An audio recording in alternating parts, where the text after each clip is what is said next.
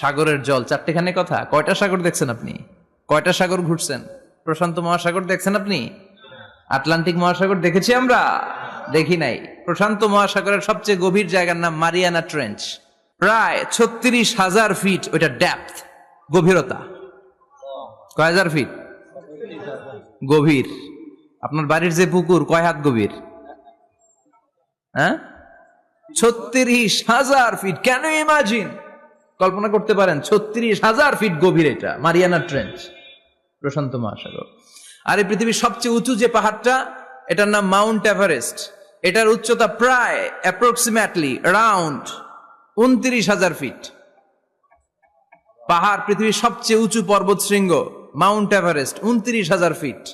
আর পৃথিবীর সবচেয়ে গভীর সাগর, প্রশান্ত মহাসাগরের সবচেয়ে গভীর জায়গা মারিয়ানা ট্রেঞ্চ, ওইটা নাকি 36,000 ফিট।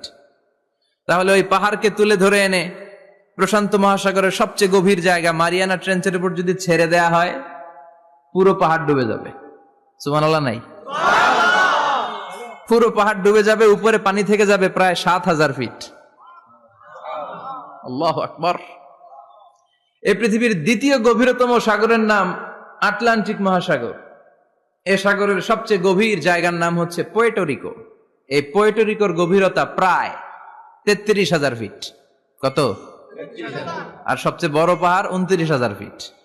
তো এই সাগরেও যদি বড় পাহাড়টা, পৃথিবীর সবচেয়ে উঁচুতম পর্বত শৃঙ্গকে এনে ছেড়ে দেয়া হয়, পুরো পাহাড় পানিতে তলিয়ে তো যাবেই, এর উপরে আরো পানি থেকে যাবে 4,000 ফিট। সাগর, মহাসাগর, পানি বেশি না কম? জোরে বলেন।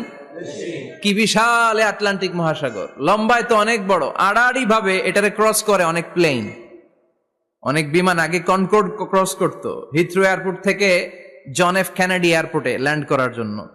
ঘন্টায় 1000 মাইল বেগে ছুটতো এই প্লেনগুলো। তারপরেও আড়াআড়ি ভাবে, লম্বায় না, আড়াআড়ি ভাবে আটলান্টিক মহাসাগরকে ক্রস করতে 3-4 ঘন্টা লেগে যেত।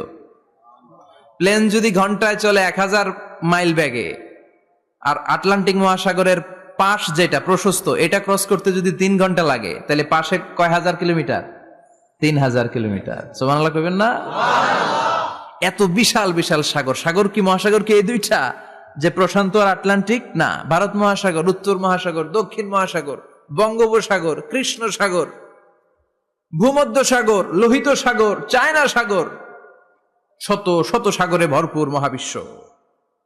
এই সব সাগরের পানি যদি কালি হয়ে যায়, কি হয়ে যায়? আর পৃথিবীতে যত গাছ আছে, সব গাছের পাতা যদি খাতা হয়ে যায়, গাছ কয়টা আছে কুমিল্লায়? হ্যাঁ, অভাব নাই। তো কুমিল্লাতেই যদি অভাব নাই, তাহলে আফ্রিকার জঙ্গলের কি অবস্থা?